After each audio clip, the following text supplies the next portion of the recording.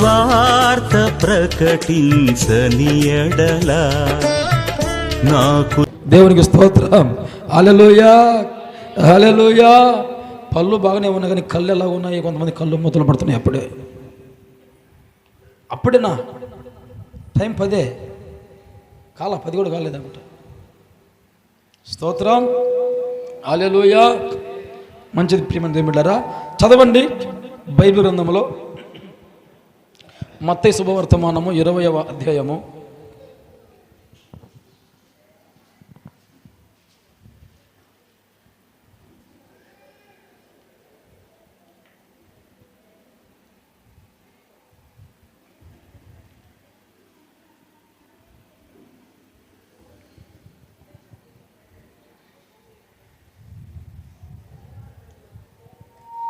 ఇరవయవ అధ్యాయము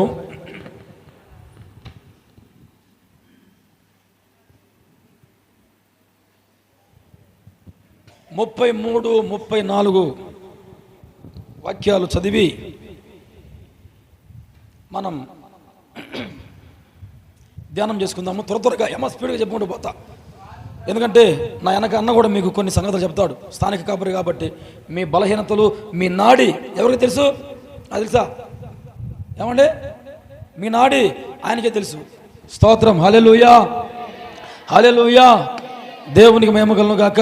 ఆయన మీ ఇంటి వైద్యుడు కనుక మీకు ఏ ఆహారం అవసరమో ఆయన తెలుసు, మాకు తెలీదు. మేమేదో పై పని చెప్పుకుంటూ పోతాం అంతే. సరే చదవండి.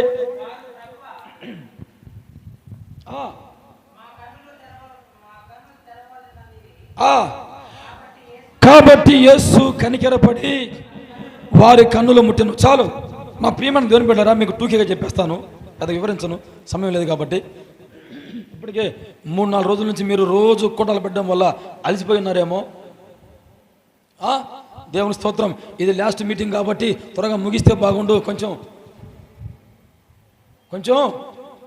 త్వరగా ముగిస్తే బాగుండు అనుకుంటున్నారు ఎవరన్నా? అనుకుంటున్నారా? అనుకునే వాళ్ళు గట్టిగా వెళ్ళే చెప్పండి హల్లెలూయా. ఉన్నారు కొంతమంది, వాళ్ళ కోసమన్నా మనం కొంచెం జాగ్రత్త పడాలి కదా. దేవునికి మహిమ కలుగును గాక. ఇక్కడ విషయం ఏంటంటే నా ప్రియమైన సహోదరులారా, ప్రభువైన యేసు క్రీస్తు ఒకరోజు యెరికో పట్టణానికి వచ్చి, యెరికో పట్టణంలో ఆయన తన పరిచర్య ముగించుకొని కొన్ని దేవుని మాటలు చెప్పి ఆయన ఆ పట్టణాన్ని విడిచిపోతూ ఉంటే, ఆ దారి ప్రక్కన ఇద్దరు గుడ్డోలు కూర్చొని ఉన్నారు.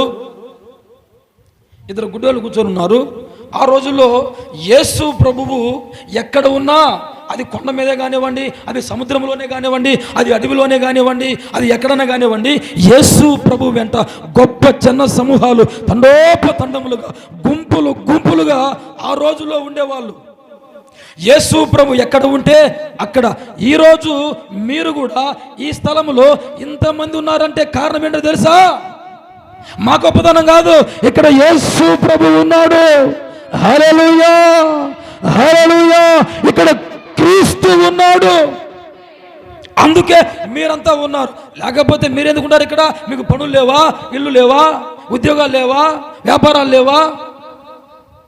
ఈరోజు కూలి పని లేదా మీరు పోవాలంటే? అందులో సముద్రపు దరి, రోజు పని ఉంటుంది, రోజులు చేపలు మోయొచ్చు. స్తోత్రం, హల్లెలూయా. దేవునికి మహిమ కలుగును గాక. మేమున్న ప్రాంతంలో అయితే వర్షం పడితేనే పని, లేకపోతే అంత శని. మీకు అట్ట కాదు, మీకు రోజు పని ఉండేట్టు కనపడుతుంది. ఆ రోజుల్లో యేసు ప్రభుతో అనేక మంది జన సమూహాలు గుంపులుగా పోతా ఉంటే, ఆ త్రోవ పక్కన కూర్చొని ఉన్నారు ఇద్దరు గుడ్డి భిక్షకులు. వాళ్ళకు కళ్ళు కనబడకపోయినా చెవులు మాత్రం బాగానే వినబడుతున్నాయి. కళ్ళు కనబడకపోయినా చెవులు బాగానే వినబడుతున్నాయి. వారిలో ఒకడు అడుగుతున్నాడు, ఒరే సుబ్బారావు, ఏంట్రా అప్పారావు, నీకు వినపడుతుందా? వినపడుతుంది. ఏదో పెద్ద జన సమూహమే మన వైపే వస్తున్నట్టుగా ఉంది. ఈరోజు మనకు బాగానే డబ్బా నిండుద్ది, ఊర్లో ఉన్న జనమంతా ఇటువైపే వస్తున్నట్టున్నారు. ఎందుకో ఏమో కానీ పెద్ద జన సమూహము మన వైపే వస్తున్నారు కాబట్టి మనము భిక్షము బాగా అడుక్కోవాలా అని ఒకడంటే, మరొకడంటాడు, ఎప్పుడూ లేనిది ఇక్కడ ఈ స్థలంలో ఎన్నో సంవత్సరాల నుంచి ఇంచుమించు పుట్టినప్పటి నుంచి బుద్ధి వచ్చినప్పటి నుంచి కళ్ళు కనబడకపోయినా కూడా గుడ్డివారం కాబట్టి ఇదే స్థలంలో కూర్చొని భిక్షం అడుక్కుంటున్నాం, కానీ ఎప్పుడు కూడా ఇంత జన సమూహం ఈ దారిన రాలేదు కదా. మరి ఈరోజు వస్తున్నా అంటే ఏంటి, దానికి కారణం ఏమై ఉంటుంది అని ఈ సుబ్బారావుని అడిగితే ఆ సుబ్బారావు అంటాడు, ఏదైతే మనకెందుకు, గుడ్డి వాళ్ళము చూస్తామా పెడతామా, మనకు కావాల్సింది ఏంటి, భిక్షం, జనం బాగా వస్తున్నారు కాబట్టి.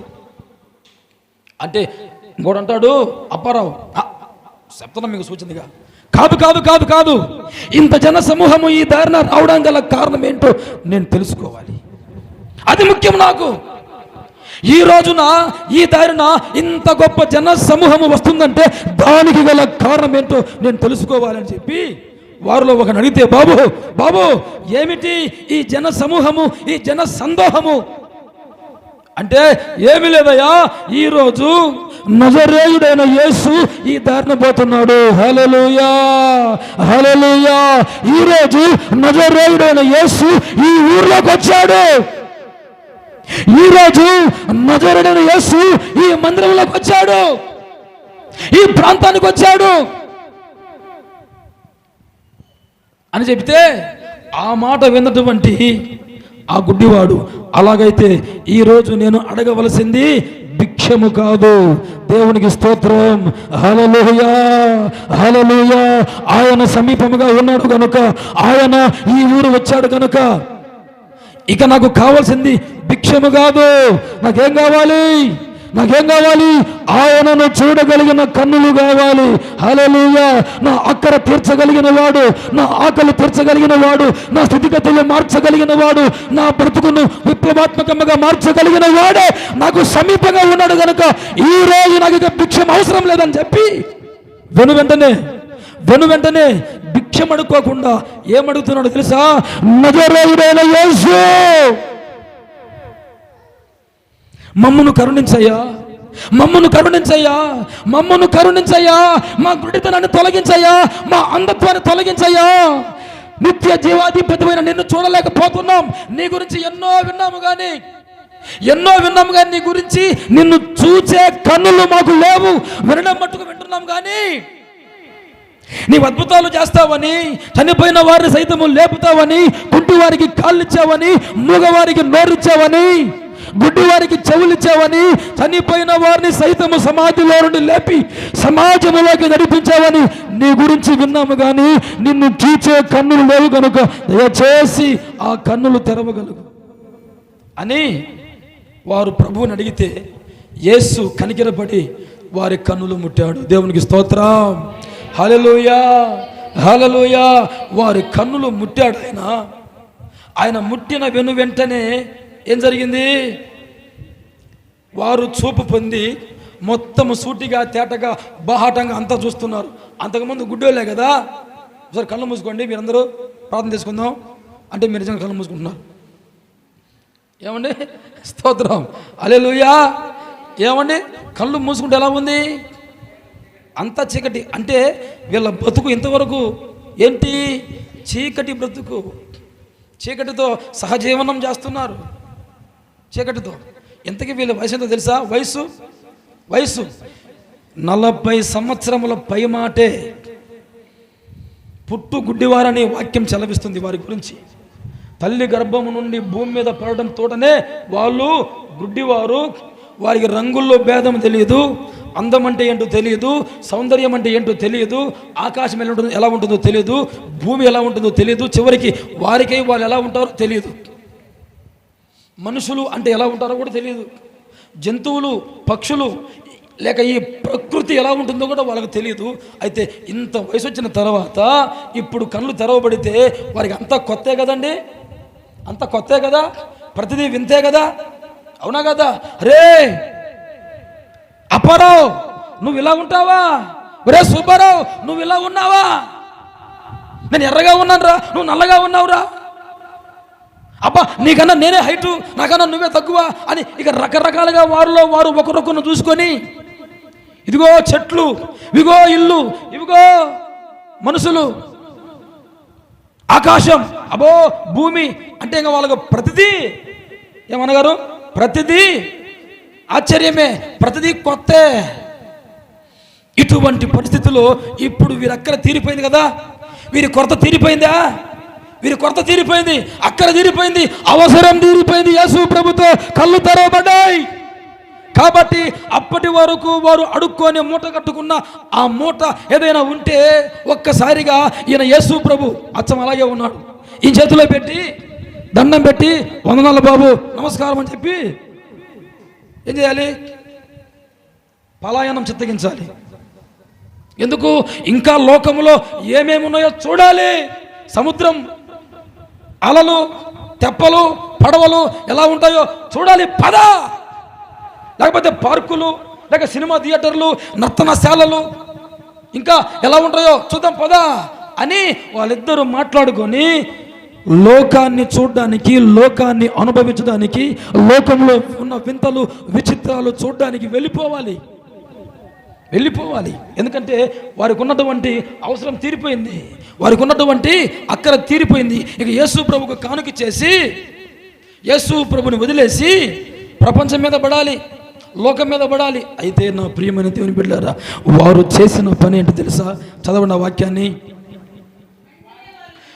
వెంటనే వారు దృష్టి పొంది అర్జెంటుగా సినిమాకి వెళ్ళిరి. అంతేనా? వెంటనే వారు దృష్టి పొంది అర్జెంటుగా పడవెక్కి సముద్రంలోకి పోయి వల తీసుకొని అనందా?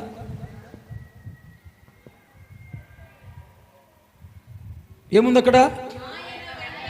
దృష్టి పొందిన తరువాత, హల్లెలూయా, నేత్రములు తెరవబడిన తర్వాత ప్రపంచమంతా కొత్తగా కనబడుతున్నా, వింతలు విచిత్రాలు విడ్డూరాలు కనబడుతున్నా అవన్నీ పక్కన పెట్టి ఇంకా లోకం ఎంతుందో దాని లోతెంతుందో చూద్దామని ప్రయత్నం చేసి పరుగులు తీయక ఎవరైతే మేలు కలిగించాడో, నేత్రాలు తెరిచాడో, వెలుగు కలిగించాడో, జీవితాన్ని విప్లవాత్మకంగా మార్చాడో ఆ జీవితం ఇక మిగిలినటువంటి శేష జీవితం ఆయనను వెంబడించడానికి అంకితం. చప్పట్లు కొట్టు గట్టిగా హల్లెలూయా, హల్లెలూయా. నా ప్రియమైన దేవుని బిడ్డ, ఈరోజు ఈ పునరుద్ధాన దినమున నీ పరిస్థితి ఎలా ఉంది? మేలు పొందిన తర్వాత, నేత్రములు తెరవబడిన తర్వాత, నీ కీడు తొలగి, నీ శాపము తొలగి, నీవు ఆశీర్వదించబడిన తర్వాత, నీ రోగము తగ్గిపోయిన తర్వాత, నీ స్థితిగతులు మారిన తర్వాత ఎలా ఉంది నీ పరిస్థితి? దేవులో ఉన్నావా? సంఘ సహవాసంలో నమ్మకంగా ఉన్నావా? సంఘాన్ని వెంబడిస్తున్నావా? దేవుని వెంబడిస్తున్నావా? నీ కొరకు కన్నీరు గార్చి ఉపవాసం ఉండి కడుపు గట్టి రెక్కలు ముక్కలు చేసి రేయింబవలు నీ కొరకు మొరపెట్టి నీ స్థితిగతుల మార్పుకు కారణమైన నీ సేవకుడిని, సేవకురాలని గౌరవిస్తున్నావా? వెంబడిస్తున్నావా? అంతము వరకు పంతము బట్టి వారితో నడుస్తున్నావా? నా ప్రియమైన సహోదరి సహోదరులారా, లేక మేలు పొందిన తర్వాత, మేలు పొందిన వెంటనే 10వ పరగు చేతిలో పెట్టి వందనాలు అయ్యగారు, సంతోషం అండి, ఇక ఉంటానండి అంటాడు. ఇక ఉంటాడు. ఎక్కడుంటాడు? ఎక్కడ? లోకములో. లోకంతో ఏకమై చివరికి పాకమై కంటికి కనబాడు. మమ్మల్ని ఏమో ఉపవాసం ఉండి మరి ప్రార్థన చేయండి పాస్టర్ గారు మా కోసం అంటారు. ఉపవాసం ఉండి ఆ మధ్య ఇటనే ఒక ఆమె వచ్చి ఏం చెప్పిందంటే, పాస్టర్ గారు మా అమ్మాయికి లేక రాక సంబంధం వస్తే అద్భుతంగా పెళ్లి చేశానయ్యా, కానీ ఏమైందో ఏమో 3 నెలలకే మళ్ళీ అమ్మాయి ఇంటికి వచ్చేసింది, అబ్బాయి పొరపాటును కూడా అంటున్నాడు. ఇప్పుడు నుంచి మించు 2 సంవత్సరాలు అయింది పాస్టర్ గారు, ఉలుకు లేదు పలుకు లేదు, కాబట్టి కొంచెం ఉపవాస ప్రార్థన చేయండి అని సేవకులను ఉపవాసం పెట్టింది. పాపం సేవకులు కూడా కొత్త సేవ కాబట్టి, కొత్త సేవ అయినా పాత సేవ అయినా కూడా అంతే ఉంటుందిలేండి. సేవకునికి ఒక అవసరం చెప్తే సేవకుడు ఉపవాసం ఉండి ప్రార్థన చేస్తున్నాడు. ఉపవాసం ఉండి అయితే ఉపవాస ప్రార్థన చేస్తున్నాడు. ఉపవాస ప్రార్థన ప్రారంభించిన వెంటనే ఏమో కానీ ఆశ్చర్యకరంగా ఇంటికి వచ్చాడు అల్లుడు ఇంటికి వచ్చేసాడు. రాక లేక అల్లుడు ఇంటికి వచ్చేసరికి పరిస్థితి మామూలుగా లేదు. కోడి మాంసం చిల్లిగారె ఏంటంటే కోడి మాంసం చిల్లిగారె వండి పెడతా ఉంది. పాప మీ పాస్టర్ గారు పగలంతా ఉపవాసం చేసి ప్రార్థన చేసి అప్పటికే మళ్ళా వెళ్ళి ఆ తల్లిని బలపడదామని, దుఃఖంలో ఉన్న తల్లిని బలపడదామని, శాంతింపజేద్దామని, ఆదరిద్దామని వెళ్ళాడు.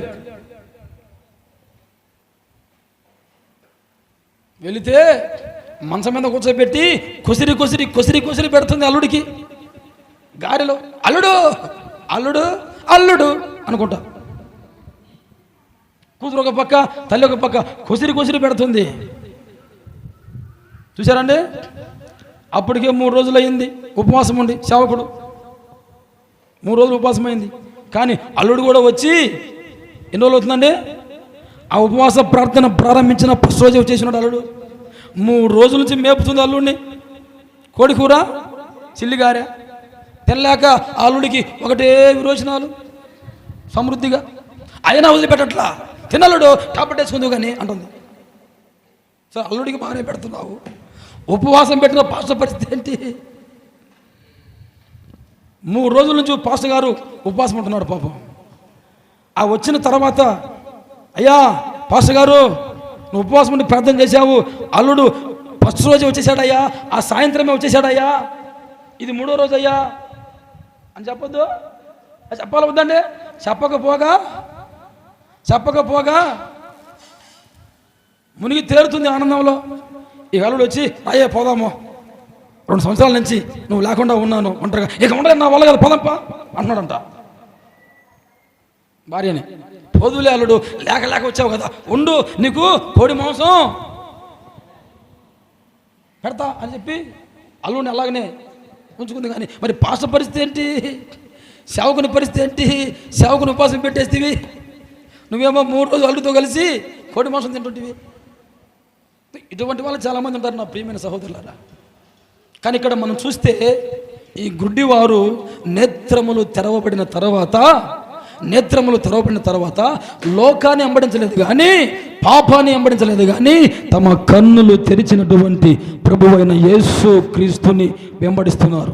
నేత్రములు తెరవబడిన వెంటనే వారు దృష్టి పొంది ఆయన వెంట వెళ్ళిరి. హల్లెలూయా, హల్లెలూయా, హల్లెలూయా.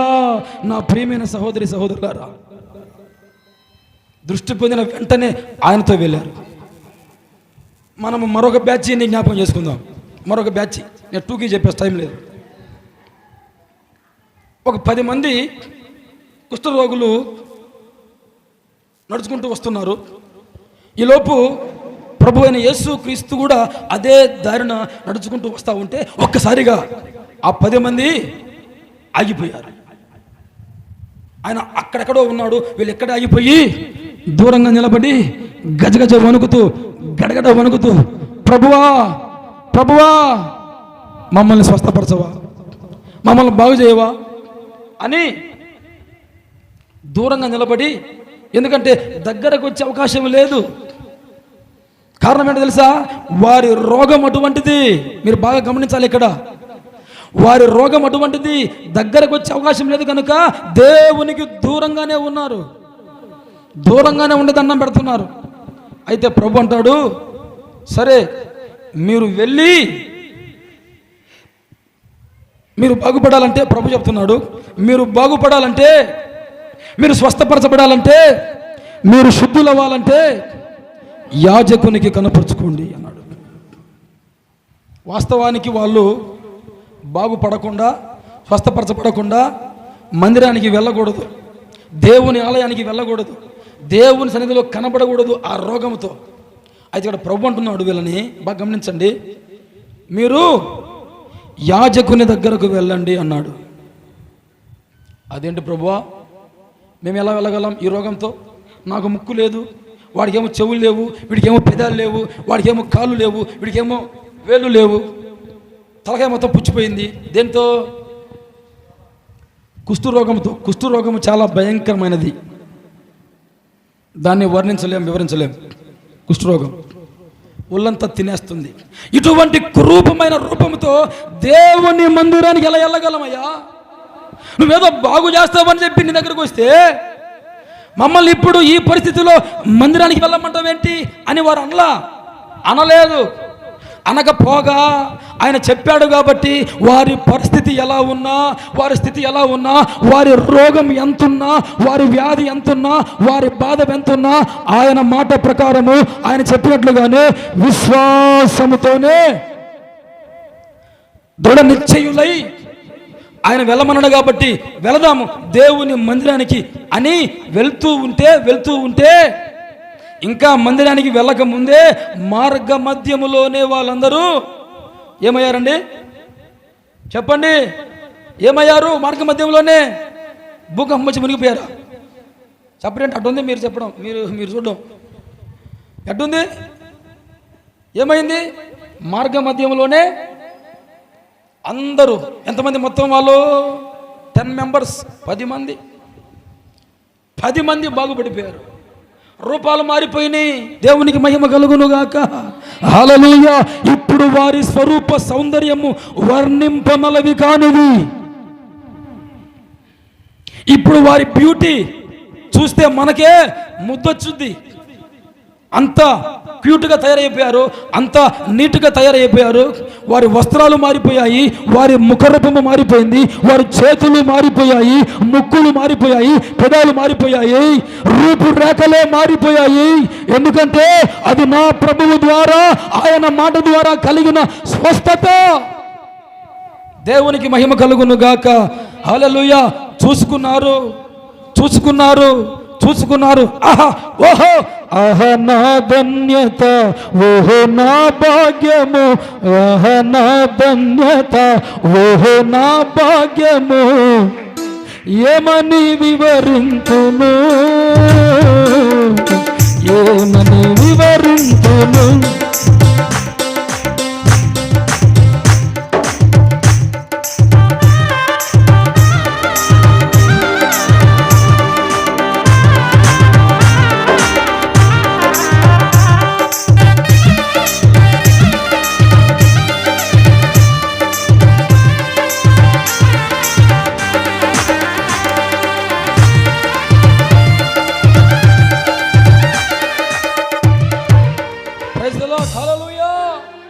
హల్లెలూయా.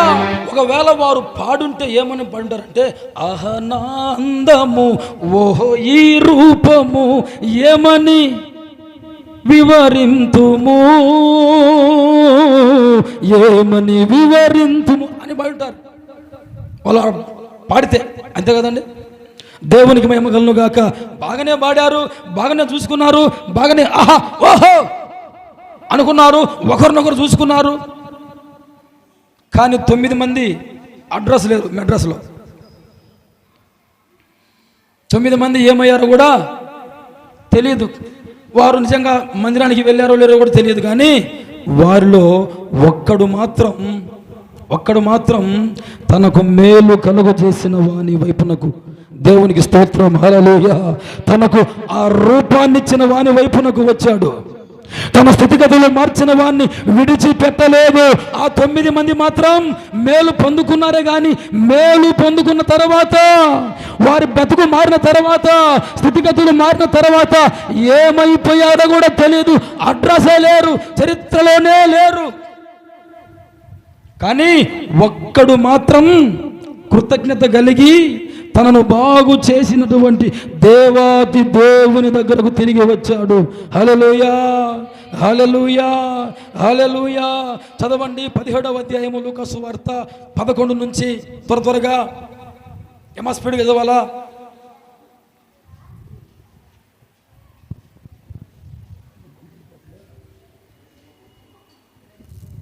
లూకా శుభవర్తమానం.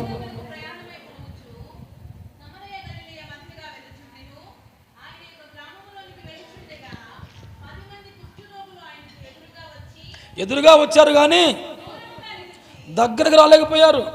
దూరంగా నిలిచి ఆహా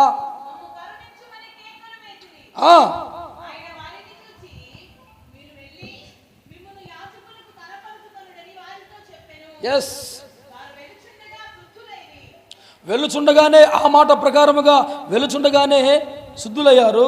ఆ తర్వాత వారిలో ఒకడు వచ్చి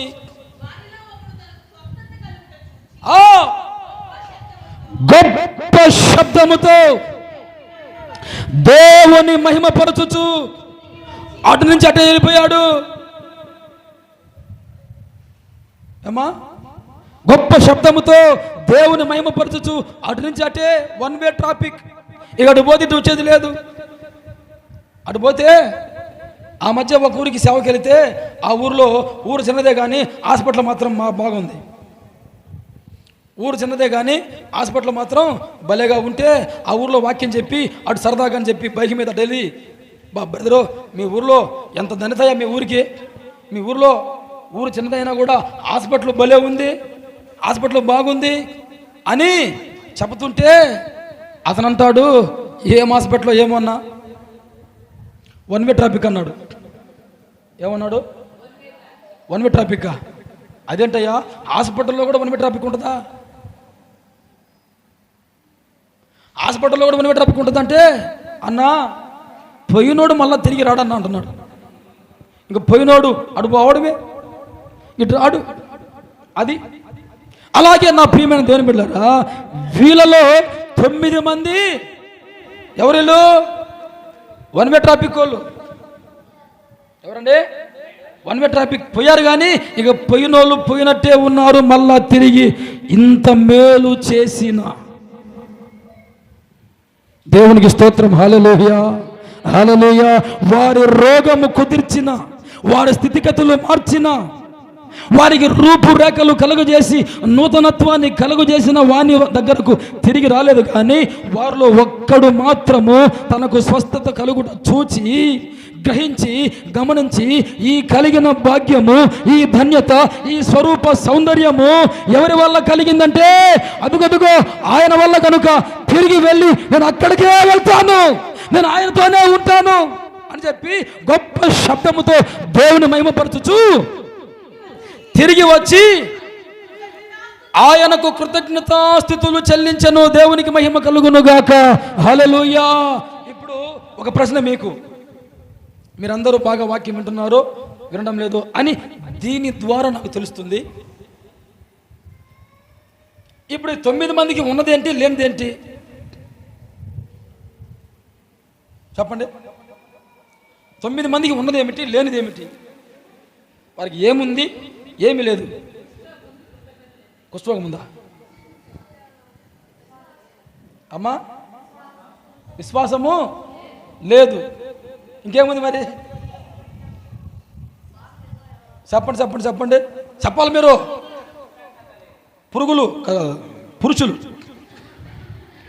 పురుషులయ్యా, సారీ. దేవునికి స్తోత్రం. హల్లెలూయా. అందులో మీరు మామూలు పురుషులు కాదు, పుణ్య పురుషులు. ఆమేన్. హల్లెలూయా. ఏంటండి? ఏముందమ్మా చెప్పాలి. ఏమి లేదు. ఏముంది? కృతజ్ఞత లేదు. మరి ఏముంది? కుష్ఠరోగం ఉందా? విశ్వాసం ఉంది, సమృద్ధిగా ఉంది. విశ్వాసము టన్నులు ఉంది. మామూలు విశ్వాసం కూడా కాదు. మళ్ళా వారందరిలో ఉన్నది మామూలు విశ్వాసము కాదు. మరేముంది? మరేం లేదు? కృతజ్ఞత లేదు. విశ్వాసం ఉంది కాబట్టి ఈయన దగ్గరికి పోతే ఈ సేవకుడు అయితే సమర్పించుకున్న సేవకుడు, ఎంతోమంది బోధకులున్నా, ఎంతోమంది యాజకులున్నా, ఎంతోమంది నామకార్థపు వాళ్ళు ఉన్నా కూడా ఈయన సమర్పించుకున్న సేవకుడు, ఈయన వస్త్రధారణ వేరు, ఈయన మాట తీరు వేరు, ఈయన పరిచర్య వేరు, ఈయన అనుభవాలు వేరు, ఈయన సమర్పణ వేరు, అందరిలాంటి వాడు కాదు ఈయన అని చెప్పి ఎంతో మంది ఆ రోజుల్లో యాజకులు ఉన్నా వాళ్ళు యేసు ప్రభు దగ్గరకు వచ్చారు. ఎందుకు వచ్చారమ్మా? ఏముంది కాబట్టి వచ్చారు? ఏముంది కాబట్టి వచ్చారు? విశ్వాసం ఉంది కాబట్టి వచ్చారు. ఈరోజు అనేక మంది కూడా ఈ సంఘానికి వస్తారు. వాళ్ళ నమ్మకం ఈ సేవకుడైతే సమర్పించుకున్న సేవకుడు డబ్బు కోసం ఆశపడే వాళ్ళు కాదు వీళ్ళు. ఏదో పొట్టకూటి కోసము, బతుకు తెరువు కోసము ఈ బైబుల్ పట్టుకున్న వాళ్ళు కాదు వీళ్ళు. బలైపోవడానికి పట్టుకున్నారు ఈ బైబుల్. కనుక ఎంతమంది ఎన్ని రకాలుగా నిందించినా, అవమానించినా అవహేళన చేసినా, ఎవరు ఏమనుకున్నా చివరికి వెంటుండేవారే అపార్థము చేసుకొని అపవాదులు మోపినా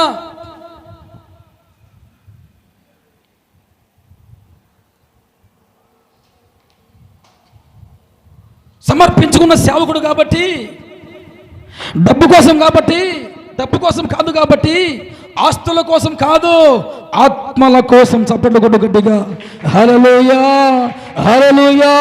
ఈరోజు ఈ సేవకులు పడుతున్న ప్రయాస ఆస్తుల కోసం కాదు, ఆత్మల కోసం. మొన్న నేను సరదా కోసం అని చెప్పి సముద్రం మీదకి వెళ్ళా, పడవ తీసుకొని సరదాగా సముద్రం మీదకి వెళ్ళాం. అన్నా మీకు పడవ కూడా వచ్చా అని అనబాకండి. నేను కాదు నడిపింది, పడవ సహోదరు నడిపాడు. అయితే ఆయన అంటాడు, అయ్యా మా సేవకునికి డబ్బు దాచుకునే గుణం లేదయ్యా. నేను బలిపీఠం మీద చెప్తున్నా, మా సేవకునికి మేము ఎంతోమంది చూసాం కానీ మా సేవకునికి డబ్బు దాచుకునే గుణం లేదు. ఎప్పుడు సభలు పెడతానే ఉంటాడు. ఎంత ఖర్చు అండి? మరి ఎలా వస్తుందో మహానుభావుడు, ఏం చేస్తున్నాడో ఏమో మాకు తెలియదు కానీ ఎప్పుడు పెడతానే ఉంటాడు. మాకు అనిపిస్తుంటుంది ఈ రకంగా సభలు పెడతా ఉంటే ఈయనకు ఏమైనా మిగులుద్దా? అందులో ఒక ఆడపిల్ల ఉంది, మరి అంతో ఇంతో వెనకేసుకోవాలి కదా. ఆడపిల్ల అంటే మామూలు విషయం అండి? చెప్పండి, మామూలు విషయం ఆడపిల్ల అంటే? ఇంక ఆడపిల్లే కదా, ఎడపిల్ల అవుద్దా? చెప్పరేంటంటే ఏంది అమ్మాయి నవ్వుతుంది అమ్మాట అంటుంటే?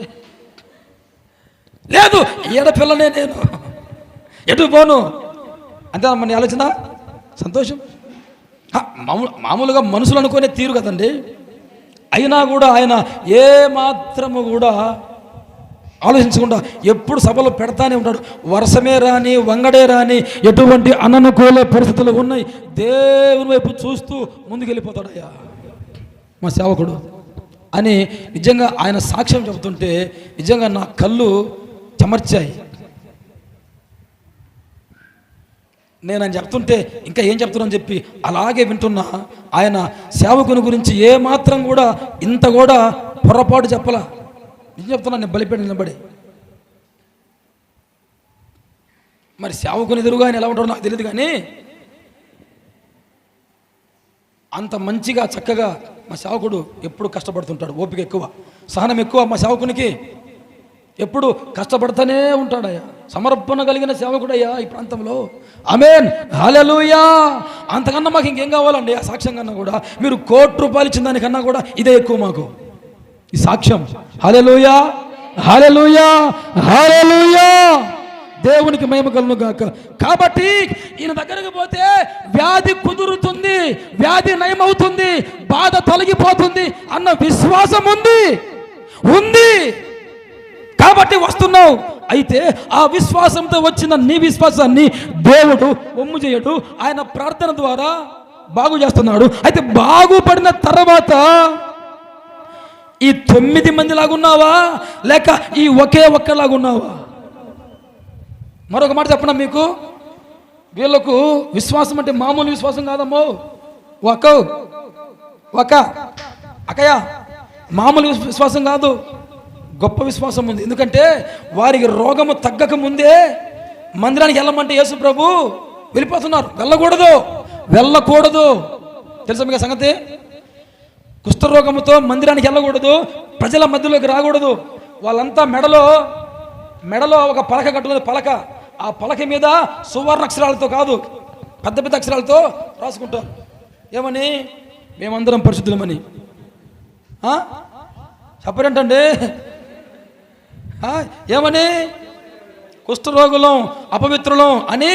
అంత మాత్రమే కాదు, వాళ్ళు గంట కొట్టుకుంటూ టపటప కొట్టుకుంటూ పోవాలా, మేము వస్తున్నాం అని. ఆ శబ్దం విని వచ్చే వాళ్ళందరూ కూడా ఎడమైపోతారు. అటువంటి వారిని యేసు ప్రభు ఏమంటున్నాడు? యాడికి వెళ్ళమంటున్నాడు? మందిరానికి వెళ్ళండి, యాజకుల దగ్గరకు వెళ్ళండి. అసలే వెళ్ళకూడదండి. పాత నిబంధనకు పచ్చి వ్యతిరేకం, విరుద్ధం. పాత నిబంధన నియమానికి వ్యతిరేకం. అపవిత్రులు దేవుని మందిరంలోకి రాకూడదండి ఆ రోజున. అయితే యేసుప్రభు ఏమంటున్నాడు అంతే. ఆయన మాటలు కొన్ని సందర్భాలు అలా ఉంటాయి, విడ్డూరంగా ఉంటాయి, విచిత్రంగా ఉంటాయి, కష్ట సాధ్యముగా ఉంటాయి. అయినా నువ్వు పాటించగలిగితే అద్భుతమే. హల్లెలూయా, హల్లెలూయా, హల్లెలూయా. ఆ విధంగా నా ప్రియమైన దేవుని బిడ్డారా, అటువంటి పరిస్థితుల్లో వెళ్ళమంటే ఎందుకు, ఏమిటి, ఎలా, ఎంతవరకు అని ఎదురు ప్రశ్నించకుండా ఆయన మాట ప్రకారమే ఆయన చెప్పాడు కాబట్టి మనం బాగుపడిపోతాం అని నమ్మి, నమ్మకంతో, అచంచల విశ్వాసముతో సాగిపోతున్నారు. ఆశ్చర్యం వేసింది నాకు చదువుతుంటే ఆ వాక్యాన్ని. ఇంత విశ్వాసం వీళ్ళకు ఉంది కానీ మరి వీళ్ళకి లేనిది ఏంటి అన్నగారు? అంతేనా కదా? ఏమన్నా తప్పేమన్నా ఉందా చెప్పండి? ఇంత విశ్వాసం ఉంది కానీ కృతజ్ఞత లేదండి. ఈ రోజుల్లో చాలామంది ఇలానే ఉన్నారు. సంఘంలో కూడా వాళ్ళ అవసరాలకు సేవకుల్ని ప్రతి విషయానికి వాడుకుంటారు. సంఘాన్ని, సేవకుల్ని, వారి కష్టాన్ని, వారి బలాన్ని, వారి యొక్క ఆహారాన్ని, వారి ఆకలి దప్పుకులను వాడుకుంటారు. వాళ్ళ సమస్యలు వస్తే అయితే అక్కర తీరిపోయిన తర్వాత, సమస్య తీరిపోయిన తర్వాత, రోగం కుదిరిన తర్వాత, స్థితిగతులు మంచిగా మారిన తర్వాత సేవకులను గౌరవించరు, పట్టించుకోరు, రారు, ఏ పరిచయం కూడా రారు. నా ప్రియమైన దేవుని బిడ్డలారా, నువ్వు అలా ఉంటే ఇదిగో ఈ 9 మంది కుష్ఠరోగుల జాబితాలో ఉండి చరిత్రహీనునిగా మారిపోతావు. కానీ ఈ ఒకే ఒక్క కుష్ఠరోగి తిరిగి ప్రభు దగ్గరకు వస్తే ఆ ప్రభు ఏమన్నాడు చూడండి, చదవన వాక్యాన్ని.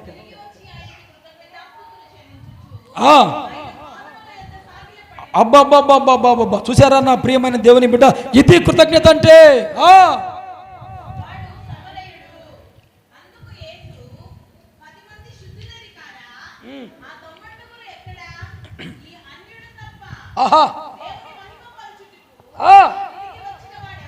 ఆమె నువ్వు తిరిగి వస్తే దేవునికి మహిమ కలుగుతుంది. హల్లెలూయా. నీవు తిరిగి వస్తే దేవునికి ఘనత కలుగుతుంది. నీవు నీ దైవజనుడితోనే నీకు మేలు కలుగజేసినటువంటి దేవుని ద్వారా, ప్రార్థన ద్వారా, ఉపవాసం ద్వారా, పరిచర్య ద్వారా నీ స్థితిగతులను మార్చినటువంటి దైవ సేవకునితోనే, అంటే సంఘముతోనే సహవాసము కలిగి ఉంటే నీ ద్వారా దేవునికి మహిమ కలుగుతుంది. హల్లెలూయా, హల్లెలూయా. నువ్వు అనేక మందికి సాక్షిగా ఉంటావు, అనేక మందికి మాదిరిగా ఉంటావు సంఘము వెలుపల. అలా కాకుండా నువ్వు మేలు పొందిన తర్వాత కూడా అలాగే వెళ్ళిపోయావు అనుకో, నీ ద్వారా నీ చరిత్ర సమాధైపోతుంది, నీ సాక్ష్యం సమాధైపోతుంది, నీ బ్రతుకుకు విలువ లేకుండా పోతుంది. నా ప్రియమైన సహోదరి సహోదరులారా, ప్రభు అంటున్నాడు, ఈ అన్యుడు దేవుని మహిమ పరిచాడు. స్తోత్రం, హల్లెలూయా. మిగతా 9 మంది ద్వారా దేవునికి మహిమ కలగలేదు. వారు స్వస్థపరచబడినా, వారి వ్యాధి కుదిరినా, వారి రోగం తగ్గినా కృతజ్ఞత లేకపోగా ఏం జరిగిందండి? వారి చరిత్ర హీనమైపోయింది. ఇక తర్వాత వారు ఏమయ్యారో కూడా తెలియలేదు బైబిల్లో. స్తోత్రం, హల్లెలూయా. నా ప్రియమైన దేవుని బిడ్డ, నీకు వాక్యం ముగిస్తున్నాను. ఈ మధ్యాహ్న కాల సమయంలో నీ పరిస్థితి ఎలా ఉంది? సంఘములో, సంఘం పట్ల, సంఘ సేవకుల పట్ల, సంఘ పరిచర్య పట్ల నువ్వెంత గొప్పవాడివైనా సరే, నీకెంత డబ్బు ఉన్నా సరే, నీకెంత పలుకుబడినా సరే, సమాజంలో నువ్వెంత గౌరవ ప్రతిష్టలు కలిగిన వ్యక్తివైనా సరే, దైవ సేవకులను నువ్వు గౌరవించగలిగితే, నీ ఎదురుగా కనబడే దైవజనున్నే, దైవ సేవకురాలనే, సంఘాన్ని నువ్వు ప్రేమించకపోతే దేవుణ్ణి ప్రేమిస్తున్నావు అన్నది నీ భ్రమ. ఈ భూలోకంలో దైవజనుడు దేవుని ప్రతినిధి. హల్లెలూయా, హల్లెలూయా, హల్లెలూయా. అటువంటి దైవజనుని పట్ల నువ్వు గౌరవ మర్యాదలు కలిగి ఉంటే దేవుని పట్ల, కంటికి కనబడని దేవుని పట్ల కూడా నీవు అనుభవాన్ని కలిగి ఉంటావు. కానీ కంటికి కనిపించే దైవజనుడు దేవుని ప్రతినిధి. స్తోత్రం, హల్లెలూయా. మరొక చిన్న వాక్యాన్ని చదివి ముగిద్దాం. చెప్పుకుందామా అన్నగారు? ముగిచానా? ఇంకొక పాయింట్. స్తోత్రం. అపోస్తలుల కార్యముల గ్రంథం 3వ అధ్యాయం 1 నుంచి చదవండి. ఎస్,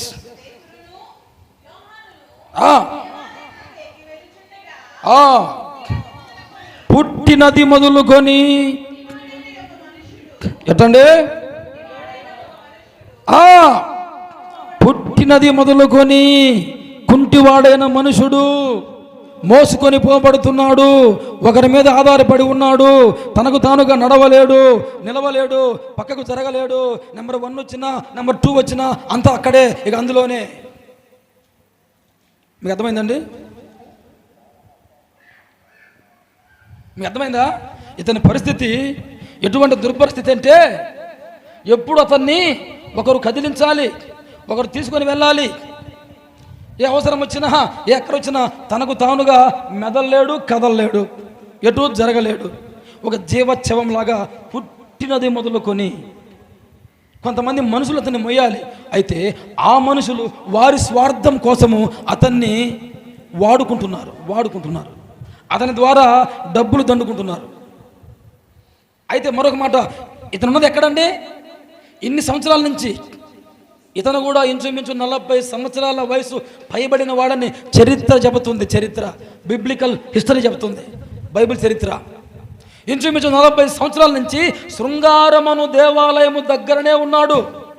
దేవాలయపు ద్వారం దగ్గర ఉన్నాడండి. అయినా ఇతని స్థితి మారలేదు, గతి మారలేదు. 40 సంవత్సరాల నుంచి అదే స్థలం, అదే పరిస్థితి. ఎక్కడేసిన గొంగలి అక్కడే అంటే అలాగే ఉన్నాడు, పడిపోయి ఉన్నాడు. ఎంతోమంది సోకాల్డ్, ఎవరండి? సోకాల్డ్ పాస్టర్లు, దైవ సేవకులు, యాజకులు అనబడే వాళ్ళు ఎంతోమంది ఆ దారిన వాడిని దాటుకొని లోపలికి పోతున్నారు, వస్తున్నారు. కానీ ఎవరు కూడా వాళ్ళతో పాటు ఆ కుంటివాణిని ఆ జీవము కలిగిన దేవుని మందిరంలోనికి, ఆ పరలోకపు గౌనిలోనికి నడిపించిన వారు లేరు.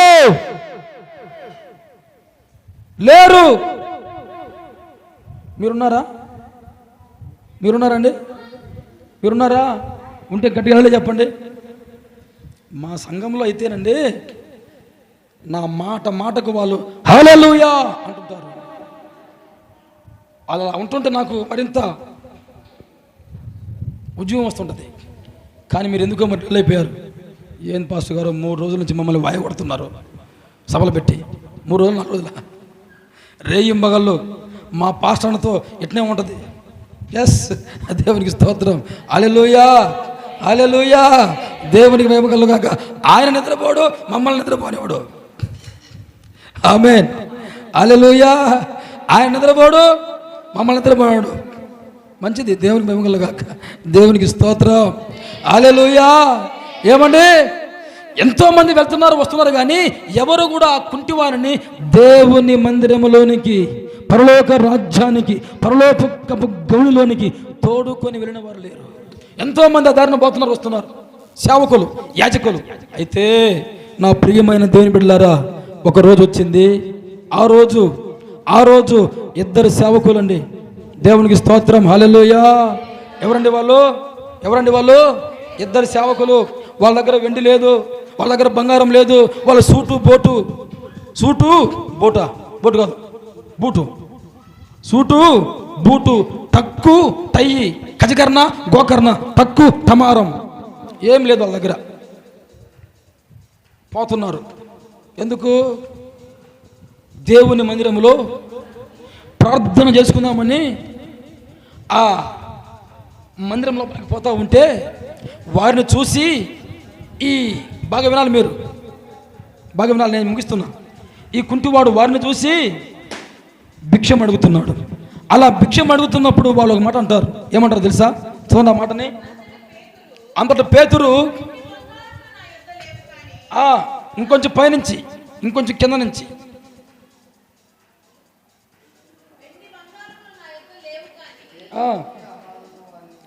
అది 4వ వచనం లేదా 3వ వచనం నుంచి, పేతురును యోహానును దేవాలయములో ప్రవేశింపబోవునప్పుడు వాడు చూచి భిక్షమడుగగా, పేతురును యోహానును వారిని తేరి చూచి, బాబు, మేము భిక్షం వేసే వాళ్ళం కాదు. ఏరే వాళ్ళైతే ఆ బ్యాచ్ వేరే ఉంటారు. మీకు లోన్లు ఇస్తాం, మీకు బర్రెలు ఇస్తాం, మీకు గొర్రెలు ఇస్తాం, మీకు అది ఇస్తాం, ఇది ఇస్తాం, మా దగ్గరకు వస్తే అనే బ్యాచ్ వేరు. ఆ బ్యాచ్ అవన్నీ ఇస్తారు కానీ అసలైంది ఎవరు? వాళ్ళైతే వాళ్ళైతే భౌతిక సంబంధమైన భిక్షం వేస్తారు, కానీ అయితే మేము భౌతిక సంబంధమైన వాటిని మీకు ఇచ్చేవాళ్ళం కాదు. దేవునికి స్తోత్రం. ఎందుకంటే భౌతిక సంబంధమైన వాటిని నీకు ఇచ్చినంత కాలము నీ స్థితి మారదు, నీ గతి మారదు, నీ పరిస్థితి మారదు, నీ ఔడితనం మారదు. ఆయన అంటాడు, పేతురు మా తట్టు చూడు. ఇప్పటి వరకు ఎవరెవరి తట్టు చూసావు? చాలా మందిని చూసావు సేవకుల్ని. ఏమండే బైబిల్ పట్టుకున్నాడంతా భక్తుడేనా? దేవుడికి స్తోత్రం. హల్లెలూయా హల్లెలూయా. బాగా సూటు బూటు వేసుకొని కారులో కాలు కింద పెడితే అబ్బా మామూలు పాస్టర్, చాలా పెద్ద పాస్టర్. ఏమండే ఆ మధ్య ఒక మాట చెప్తాం మీకు. ఆ మధ్య ఒక ఊరికి సేవకి వెళ్ళాను, సైకిల్ మీద వెళ్ళాను.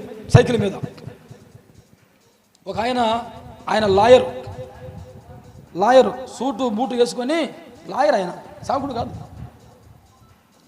ఇంచుమించు 15 కిలోమీటర్లు సైకిల్ తొక్కుంటూ పోయా, సైకిల్ వేసుకొని. పక్కకి చెప్పడానికే. ఆయనది పక్కనే ఊరు.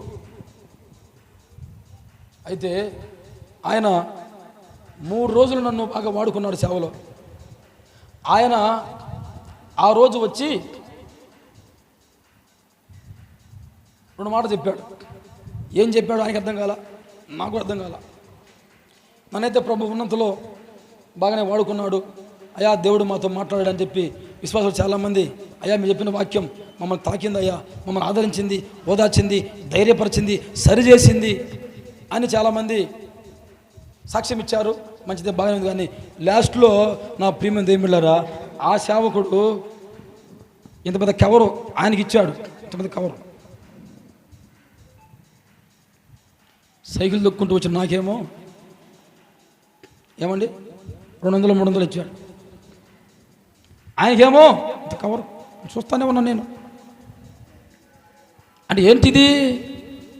సూటు బూటు కారు, మనదేమో సైకిలు.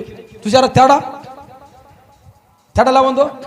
ఇక్కడ ఈడు కూడా అప్పటి వరకు నిలువు టంగీలు వేసుకొని యాజకులు ఏమండి పతాకం పెట్టుకొని అబ్బో గంటలు పెట్టుకొని పాగా కట్టుకొని ప్రత్యక్ష గుడారములో సేవ చేసే యాజకులు ఎంతో మంది, ప్రధాన యాజకులే కానివ్వండి ఎంతో మంది ఆ దారిన పోతున్నారు. వాళ్ళందరినీ వీడిని భిక్ష అడుక్కున్నాడు. వాళ్ళు పోతూ ఒక 5-10 వాడికి అడిసిరేశారు, కానీ వాడి స్థితి మారలా, వాడి గతి మారలా. అయితే వీళ్ళైతే ఈ అపోస్తలులు, హల్లెలూయా, ఎవరిక్కడ పేతురు, యోహాను, ఎవరిల్లు? వీళ్ళ సాక్ష్యం ఏంటి? దేవుని కొరకు. ఆమేన్, హల్లెలూయా. పేతురు ధనవంతుడా పేదవాడా? చెప్పండి. పేతురు ధనవంతుడా పేదవాడా? అన్నయ్య పేదోడే. చెప్పండి. పేదోడు. పెద్దోడా? పేదవాడు. మీరేమంటారు? పేదవాడే కదా. మీరందరూ అన్నను కాపీ కొడుతున్నారట. పేతురు పేదవాడే అప్పటిదాకా పేదవాడే. కానీ యేసయ్య పేతురు నావలో కాలు పెట్టి, పేతురు వల ఇటు కాదు అటు వేయి అని అన్నప్పుడు అప్పటి వరకు పేదవాడే. కానీ యేసయ్య పడవలో ఉండి మేము కూడా పోయాం మొన్న. దేవునికి స్తోత్రం. ప్రార్థన కూడా బలంగా చేశాం. ప్రభువా తండ్రి నిండాలా, రేపు సంఘానికి అంతటికి చేపలు పెట్టాలని చెప్పి. దేవునికి స్తోత్రం. హల్లెలూయా. వల లాగుతుంటే కొత్త వలే వస్తుంది, మగ సిగ్గిపోతుంది. ఇద్దరం తెగ ఫీల్ అయిపోతున్నాం. అన్న ఏందన్నా ఇది, లేక వచ్చాం కదా పడవలోకి అని. మొత్తానికి అంత పడ్డాయి. దేవునికి స్తోత్రం. హల్లెలూయా. ఏమండి? అయితే నా ప్రియమైన దేవుని బిడ్డలారా, అంటే పక్కన ఇక్కడే దగ్గరలో వేసారులే, మమ్మల్ని లోతుకు తీసుకెళ్ళాలన్నా భయపడతామని. కొత్త వాళ్ళం కదండి, ఎప్పుడు సముద్రం ముఖం చూడవాళ్ళం. స్తోత్రం. ఏదో సేవకులు కదా అని చెప్పి సరదాగా అటు వెళ్ళాము. ఆ సరదాలో కొంచెం అడ్డ సరే.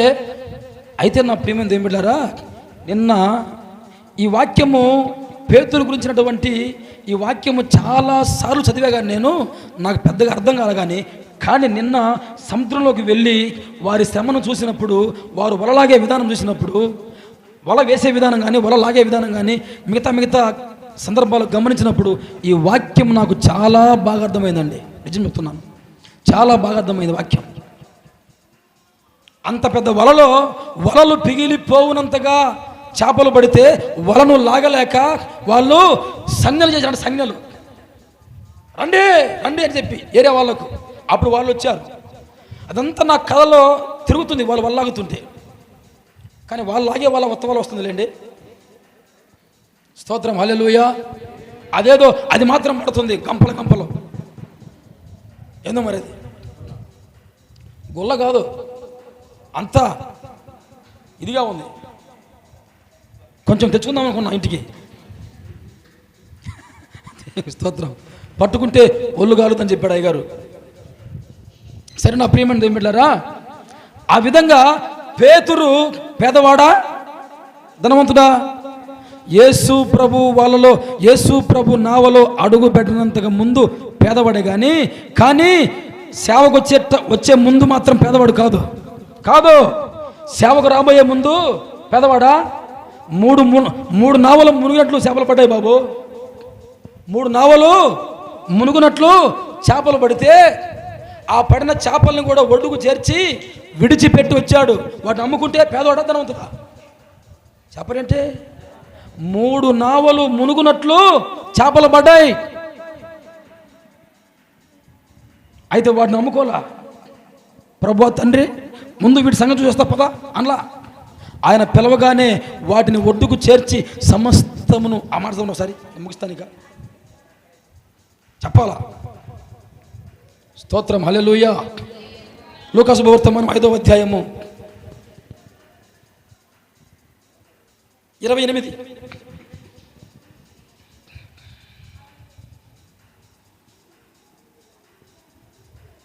5:11 చదవండి. 5:11.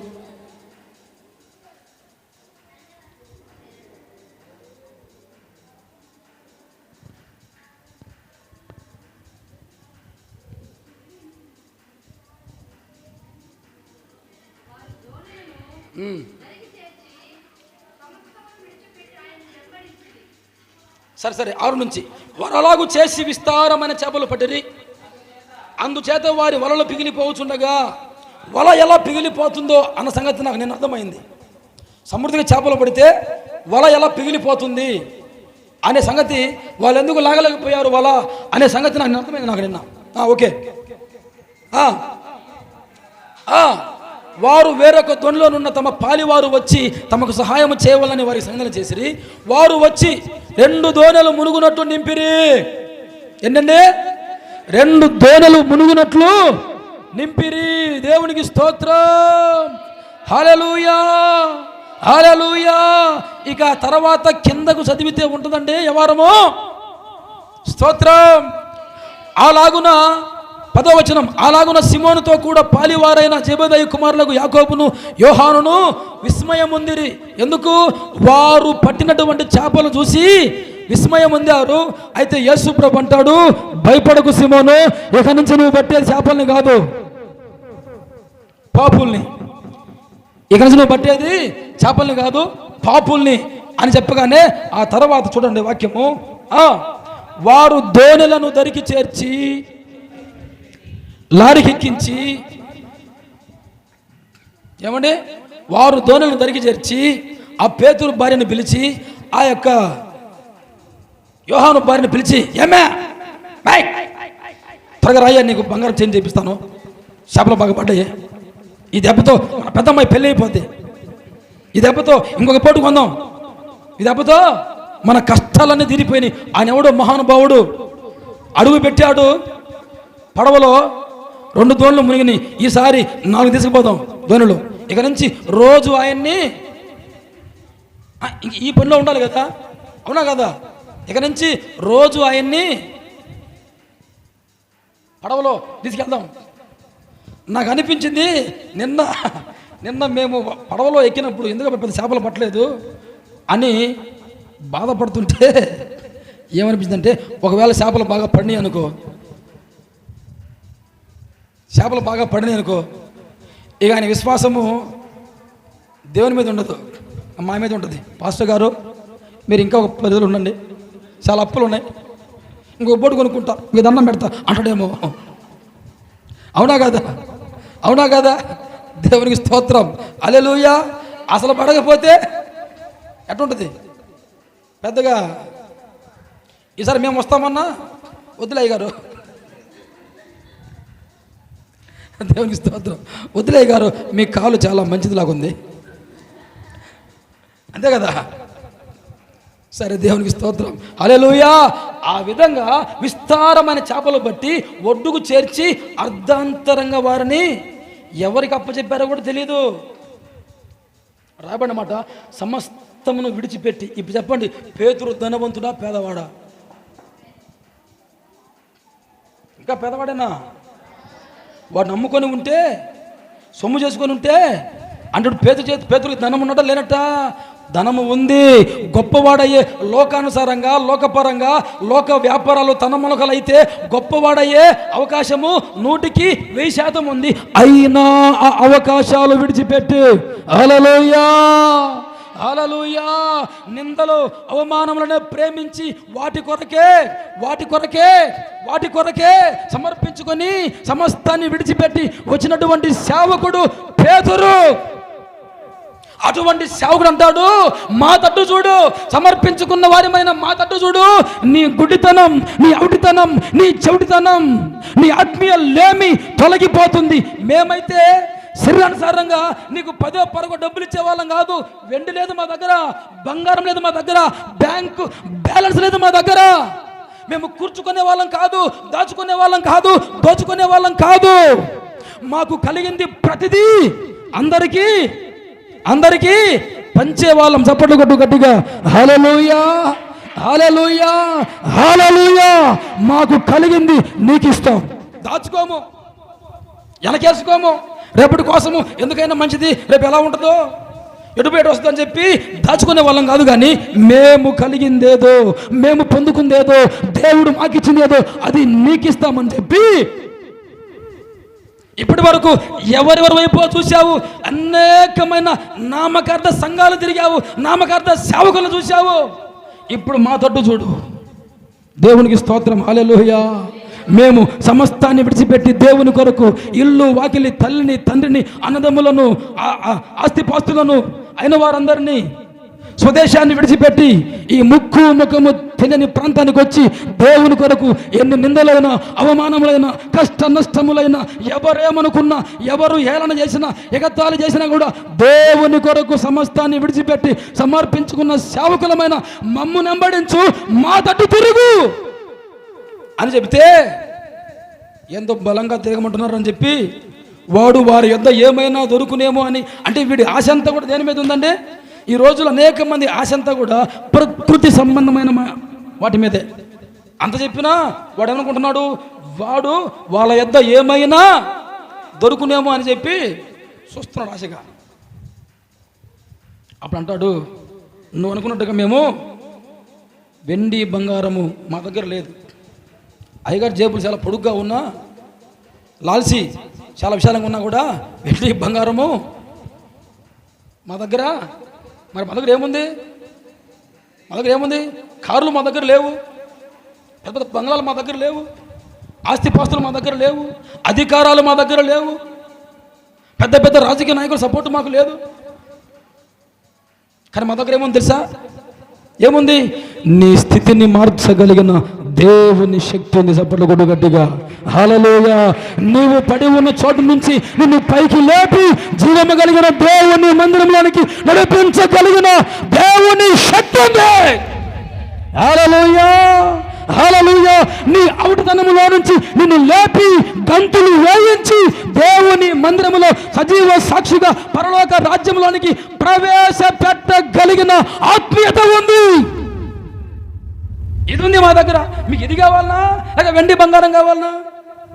మీకు ఇది కావాలనా లేక భిక్షం కావాలనా? చెప్పండి చెప్పండి చెప్పండి, ఏది కావాలి మీకు? మీకేది కావాలి? మిమ్మల్ని పరలోక రాజ్యాన్ని నడిపించే సేవకుడు కావాలనా లేక సూటు బూటు హైటు వెయిటు? ఏమండి డాబు డంబం ఇది కావాలన్నా చెప్పండి? ఏం కావాలండి? సమర్పణతో కూడినటువంటి దైవజనులు మీకు కావాలి. అటువంటి సేవకులు మీకు ఉన్నారు. దేవునికి స్తోత్రం, హల్లెలూయా. మీరెంత ధన్యులు నా ప్రియమైన సహోదరి సహోదరులారా, ఆలోచించండి. ఆ తర్వాత ఆ విధంగా ఆ సేవకులు పడిపోయిన వాడిని చేతితో పైకి లేపి నిలబెడితే వాడు లేచి దిగ్గున లేచి గంతులు వేసి దైవ సేవకులతో కూడా కలిసి ఎక్కడికి వెళ్ళారు? దేవాలయంలోకి వెళ్ళాడు. వెళ్ళినవాడు ఇక నాకు కాళ్ళు వచ్చినాయి కదా, ఇక నాకు రెక్కలు వచ్చినాయి, ఇక నాకు అన్నీ వచ్చినాయి కాబట్టి, ఇక నాకు చదువు వచ్చింది కాబట్టి, ఇక నాకు పాటలు వచ్చినాయి, ఇక నాకు వర్షిప్ వచ్చేసింది, ఇక నాకు నడిపింపు వచ్చేసింది, ఇక నాకు ఇంకా ఈయనతో పని ఏముంది, డోంట్ కేర్ అన్నాడా? అనలా. ఏం చేస్తున్నాడు? ఆ మాట చదవండి చివరిగా దేవాలయములో మీరు స్పీడ్ చదవాలా? వెంటనే వాని పాదములు చీల మండలము బలము ధరించి నిలిచి నడుచుచు గంతులు వేయుచు దేవుని స్తుతించుచు వారితో కూడా, ఎవరితో కూడా? వాడు కాదు, సొంతంగా కాదు. ఈరోజు కొంతమంది కొంచెం పాట పాడడం రాగానే, కొంచెం వాక్యం చదవడం రాగానే, కొంచెం నడిపింపు రాగానే, కొంచెం వర్షిప్ రాగానే కొంచెం ఇక తొగజాడిస్తారు. నా అంత మనగాడు లేడని. ఇక సేవకుడు అన్నా సేవకురాలన్నా గౌరవం ఉండదు. మీకేం తక్కువ, మేము తక్కువ, మేము చేయలేము వర్షిప్, మేము చెప్పలేము వాక్యము, మేము పాడలేము ఆ పాట, మీకన్నా బాగానే పాడతాం అని. కానీ ఇక్కడ వీడు చూడండి, వారితో కూడా నడుచుచు దేవాలయములోనికి వెళ్ళెను. వాడు నడుచుచు దేవుని స్తుతించుచు. సరే, అది మంచిదే. కానీ ఇప్పుడు 11వ వచనం చూస్తే ఇది చాలా ఇంపార్టెంట్ అన్నమాట. కానీ మనకు సమయం లేదు. రాయమన్నమాట ఏంటంటే, వాడు పేతురును యోహానును ఎక్కడండి? బయటనా? కాదు. ఎప్పుడు? కాలు రాకముందా? రోగంతో ఉన్నప్పుడా? కష్టంలో ఉన్నప్పుడా? నష్టంలో ఉన్నప్పుడా? ఇరుకులో ఉన్నప్పుడా? అనారోగ్యంగా ఉన్నప్పుడా? ఎప్పుడు? కాళ్ళు వచ్చి వాడికై వాడు వేస్తున్నాడు, గంతులేస్తున్నాడు. ఇక వాడికి ఎవరి సహాయం అవసరం లేదు, ఎవడు వాడిని మోయనవసరం లేదు, వాడే మోయగలనందరినీ. అటువంటి పరిస్థితుల్లో కూడా వాడు దైవ సేవకుల చేతిని వదిలిపెట్టలేదు. చప్పట్లు కొట్టు గట్టిగా, హల్లెలూయా, హల్లెలూయా. వాడికై వాడు నిలబడే సత్తా ఉన్నా, శక్తి ఉన్నా, టాలెంట్ ఉన్నా, తలాంతులు ఉన్నా కూడా వారిని స్వస్థపరిచి చేయబట్టి పైకి లేపి నిలబెట్టినటువంటి దైవ సేవకుని చేతిని మాత్రం వదిలిపెట్టలేదు. సేవకులకు లోపడకుండా వాడికై వాడే సొంతంగా పెత్తనం కట్టుకోలేదు. వాడు అప్పటికి కూడా ఏడున్నాడు? దేవుని సేవకుని చెయ్యి పట్టుకొనే ఉన్నాడు. దేవునికి మహిమ కలుగును గాక. ఇక్కడ మేలు పొందిన వారు అనేక మంది ఉన్నారు కదా. మీలో ఎంతమంది సేవకుల చేతిని పట్టుకొని ఉన్నారు? అన్నయ్య, నువ్వు ఇంత మాట అన్నావు కనుక ఇక ప్రార్థన అయిపోయిన తర్వాత చేయి పట్టుకుంటావులే అంటారా? చెప్పి అది కాదు. దేవునికి స్తోత్రం, హల్లెలూయా, హల్లెలూయా. నా ప్రియమైన దేవుని బిడ్డలారా, అంటే మేలు పొందిన తర్వాత ఒకప్పుడు నువ్వు పాపంలో ఉన్నావు కదా, ఒకప్పుడు నువ్వు పడిపోయి ఉన్నావు కదా, ఒకప్పుడు రోగంతో ఉన్నావు కదా, ఒకప్పుడు వ్యాధిలో ఉన్నావు కదా, ఒకప్పుడు బాధలో ఉన్నావు కదా. అటువంటి బాధలో నుంచి, చేతబడి శక్తుల నుంచి, అంధకార శక్తుల నుంచి, పాపం అనే కుష్టు నుంచి విడిపించి నిన్ను రక్షించి నీకు వాక్యం చెప్పి నిన్ను స్వస్థపరిచి నిన్ను మంచి మనిషిగా చేసి తీర్చిదిద్ది ఎక్కడో బయట పడిపోయిన నిన్ను ఇప్పుడు దేవుని మందిరములోనికి నడిపించింది ఎవరు? నీ సేవకుడు కదా నా ప్రియమైన దేవుని బిడ్డ. అటువంటి సేవకుని చేతిని సజ్జంత వరకు నీవు, అంటే సంఘ సహవాసాన్ని చనిపోయేంత వరకు విడిచిపెట్టకూడదు. దేవునికి మహిమ కలుగును గాక. నీకు కాళ్ళు రావచ్చు గాక, చేతులు రావచ్చు గాక, మాటలు రావచ్చు గాక, చూపు రావచ్చు గాక, ఎన్ని తలాంతులైనా టాలెంట్స్ అయినా ఉండని గాక, నువ్వే సేవకుని కన్నా గొప్ప మేధావి కావచ్చు గాక, నీకు బలాధిక్యత ఉండొచ్చు గాక, నీకు డబ్బు ఉండొచ్చు గాక, పలుకుబడి ఉండొచ్చు గాక. ఎన్ని ఉన్నా కూడా ఏం చేయాలి? ఏం చేయాలి? దైవ సేవకుని చేతిని, అంటే సంఘ సహవాసాన్ని, సంఘాన్ని విడిచిపెట్టకుండా సంఘ సహవాసానికి సంఘముతో అంటు కట్టబడి మరణ పర్యంతము సాగిపోవుదుగాక. మోకరించని చిన్న ప్రార్థన చేసుకుందాం. స్తోత్రం. హల్లెలూయా, హల్లెలూయా. నా ప్రియమైన సహోదరి సహోదరుడా, చిన్న ప్రార్థన చేసుకుందాం. నా ప్రియమైన సంగమా, ఆ కుంటివాడు తనకు తానుగా గంతులు వేస్తున్నా, డ్యాన్స్ నాట్యం ఆడుతున్నా, ఇక నాకు పని లేదు సేవకులతో, అవసరం తీరిపోయింది, నన్ను పైకి లేపేశారు, నన్ను పైకి లేపేశారు, ఇప్పుడు నేను పడిపోయిన వాడిని కాదు, పైకి లేచిన వాడిని, ఇప్పుడు పైకి లేచాను, ఆర్థికంగా పైకి లేచాను, టాలెంట్ పరంగా పైకి లేచాను. ఒకప్పుడు నాకు ఏం చేతకాకపోవచ్చు, పాడడం రాదు, వాయించడం రాదు, చదవడం రాదు, ఏమి రాదు, కానీ ఇప్పుడు పైకి లేచా, నన్ను పైకి లేపాడు పాస్టర్ గారు, నాకు నేర్పించాడు, ఇక నాకు ఆయనతో పనేముంది అనుకుంటున్నావా? నా ప్రియమైన దేవుని బిడ్డ, అలాగైతే నీవు కూడా కృతజ్ఞత లేనటువంటి ఆ తమ్ముండుగురు కుష్ఠరోగులు ఒకదానివే. కానీ ఆ కుంటివాడు తనకు తానుగా గంతులు వేస్తున్నా దైవ సేవకులతో కూడా కలిసి దేవుని మందిరానికి వెళ్ళాడు. అక్కడ కూడా వారి చేతులు వదిలిపెట్టలేదు, వారి సహవాసాన్ని విడిచిపెట్టలేదు, వారితో అనుబంధాన్ని విడిచిపెట్టలేదు. సేవకుణ్ణి పట్టుకునే ఉన్నాడు. తనకు తానుగా నడవగలిగిన విడిచిపెట్టలేదు దైవజనులను. మరి ఈ మధ్యాహ్న కాల సమయంలో దేవుని సంఘములో నీ పరిస్థితి ఎలా ఉంది నా ప్రియమైన సహోదరి సహోదరుడా? నువ్వు ఎలా ఉన్నావు? నమ్మకంగా ఉన్నావా దేవుని సన్నిధిలో? నమ్మకంగా ఉన్నావా దేవుని సన్నిధిలో? మేలు పొందిన తర్వాత ఆ కుష్ఠరోగుల వలె 9 మంది కుష్ఠరోగుల వలె అడ్రస్ లేకుండా వెళ్ళిపోతున్నావా? అందుబాటులో ఉండకుండా కొంతమంది సేవకుడు అవసరమై ఫోన్ చేసినా కూడా సేవకుని ఫోన్ అని తెలిసినా ఫోన్ ఎత్తరు. ఎంత దౌర్భాగ్యపు పరిస్థితి! దేవునికి ఎంత దుఃఖము కలుగుతుంది. నా ప్రియమైన దేవుని బిడ్డ, ఒకవేళ అట్టి ప్రవర్తన నీలో ఉందేమో ఈరోజు సరి చేసుకో. దేవుడు నీతో మాట్లాడుతున్నాడు. నువ్వు సంఘాన్ని, సంఘ సేవకుని ఎంత ప్రేమిస్తావో అంతగా దేవుడు నీ జీవితంలో నిన్ను గంతులేపిస్తాడు, నాట్యమాడిస్తాడు, నడిపిస్తాడు, నీ స్థితిగతులు మారుస్తాడు. నిన్ను పరలోకం అనగా దేవాలయంలోనికి చేరుస్తాడు, అనగా పరలోకంలోనికి చేరుస్తాడు.